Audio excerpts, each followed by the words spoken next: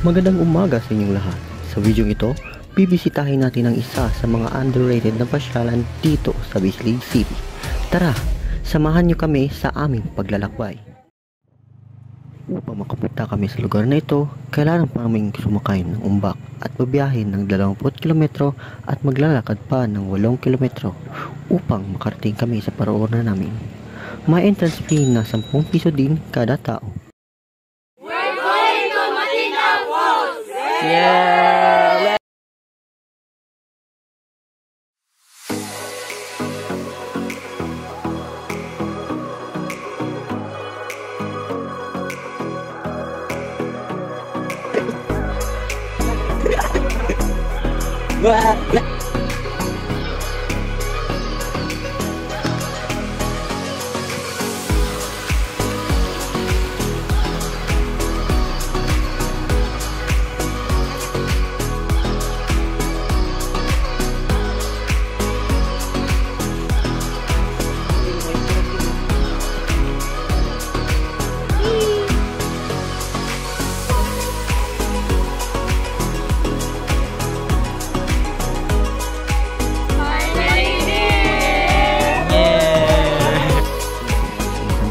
Tubig na pinaligiran ng mga nangagubatan at preskong paligid.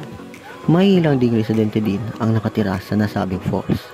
Namubuhay sila sa pagtatanim at pag-aalaga ng mga baboy at iba pa. Kahit naman hindi masyadong popular ang Matina Falls, hinikayat namin kayo upang bisitahin ang Matina Falls sa ganda at maliwalas na lugar na ito.